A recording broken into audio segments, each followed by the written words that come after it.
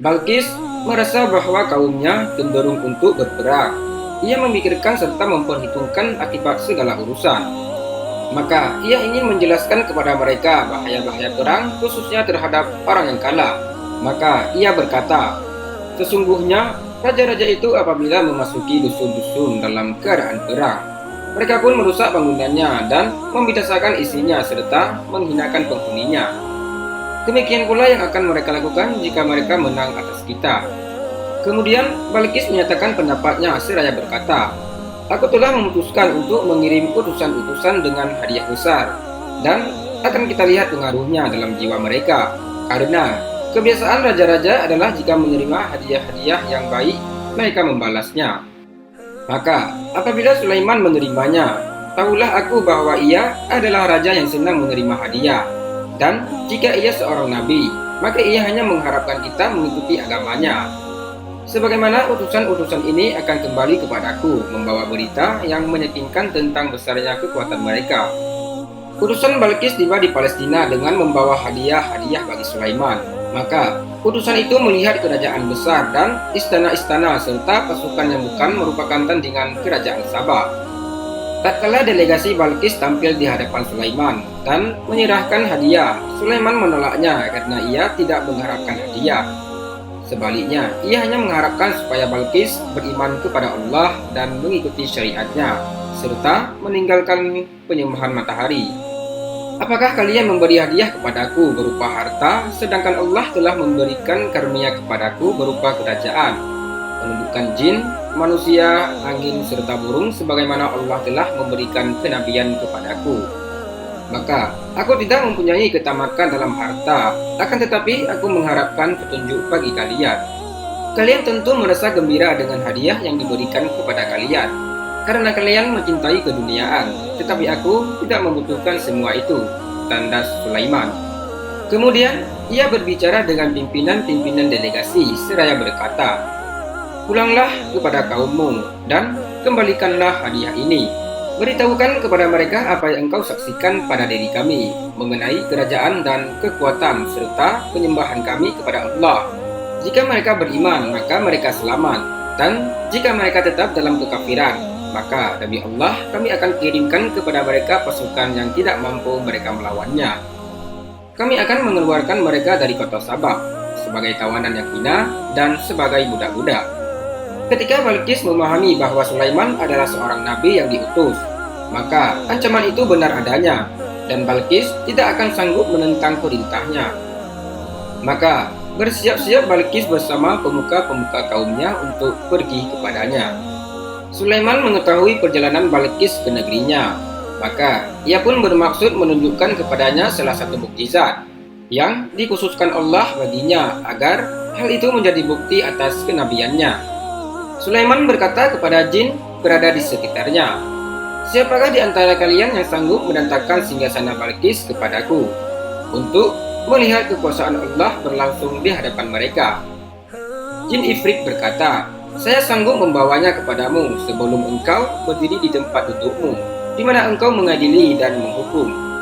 Konon, Sulaiman duduk dari pagi hingga siang hari untuk memutuskan hukuman di antara orang-orang.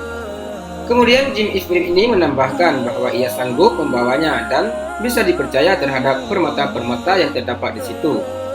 Akan tetapi, salah seorang malaikat yang memiliki ilmu dari kitab-kitab samawi berkata, aku akan mendatangkan lebih cepat dari kejapan mata.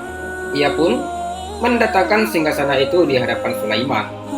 Tatkala Sulaiman melihat singgasana itu berada di hadapannya, ia berkata, pertolongan dan dukungan Allah dengan kehadiran singgasana itu adalah karunia dari Allah atas diriku, untuk mengujiku apakah aku bersyukur atas kenikmatannya atau mengingkarinya. Sesungguhnya aku bersyukur kepada Tuhanku atas kenikmatan-kenikmatannya, dan manfaat syukur itu kembali kepada orang yang bersyukur, karena syukur itu menimbulkan tambahan kenikmatan dan kekekalan. Barang siapa tidak bersyukur, maka sesungguhnya Tuhan tidak membutuhkan hamba-hambanya, dan Dia Maha Pemurah yang memberikan keutamaan kepada makhluknya semuanya.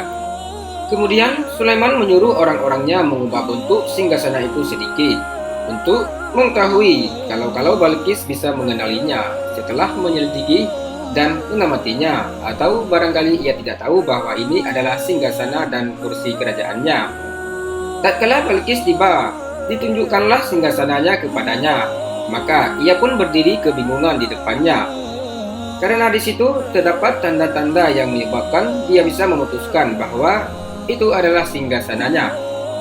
Ditanyakan kepada Balkis, apakah singgasana yang engkau lihat itu menyerupai singgasana yang engkau tinggalkan di negerimu? Balkis menjawab, barangkali benar. Setelah ia menyelidiki, yakinlah ia bahwa singgasana itu adalah kepunyaannya sendiri, dan kedatangan singgasana sebelum kehadirannya itu merupakan mukjizat Sulaiman, khususnya bahwa singgasana itu terkunci di dalam istananya.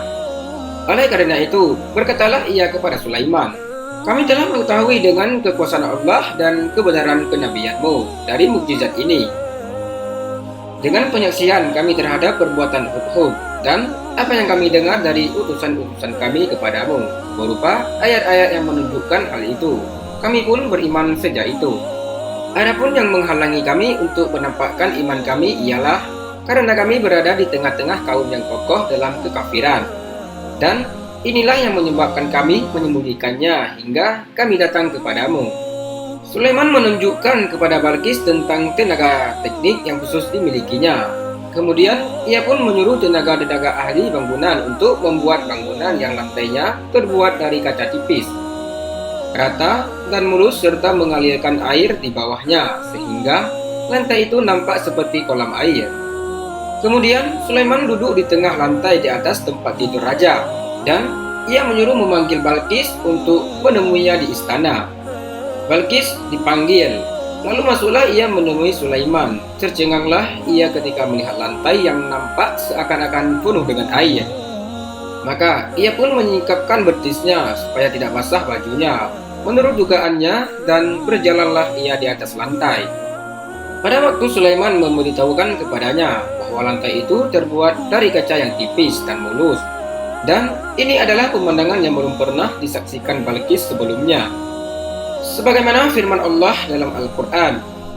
Kemudian tatkala Balkis melihat penghormatan Sulaiman yang sangat kepadanya dan melihat kebenaran yang terang yang tadinya tertutup darinya, ia pun menuju kepada Tuhannya seraya berkata, wahai Tuhanku, sesungguhnya aku telah berbuat aniaya terhadap diriku dengan menyembah matahari. Sekarang aku tunduk bersama Sulaiman kepadamu, wahai Tuhanku, pemilik sekalian alam. Quran Surat An-Naml ayat 44. Al-Quran menyebutkan wafatnya Sulaiman dengan firman Allah dalam Al-Quran, tatkala sampai ajal Sulaiman, tidak ada yang menunjukkan kematiannya dari binatang rayap yang memakan tongkatnya tatkala ia roboh.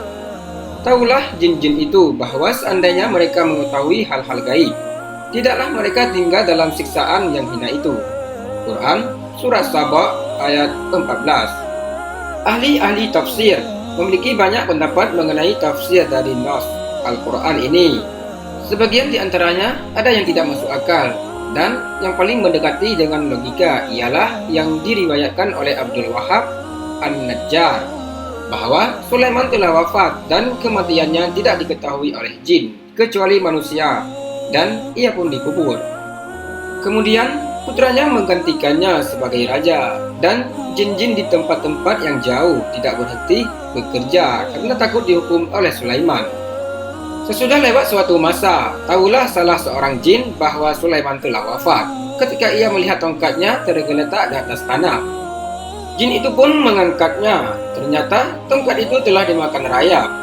Maka ia mendapat petunjuk dari bekas gigitan rayap pada tongkat itu, bahwa Sulaiman telah membiarkannya tergeletak di atas tanah untuk masa yang lama.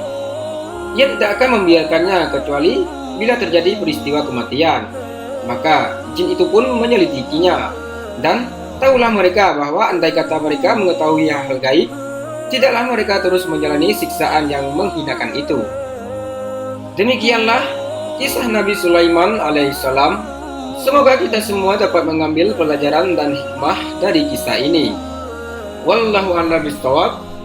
Assalamualaikum warahmatullahi wabarakatuh.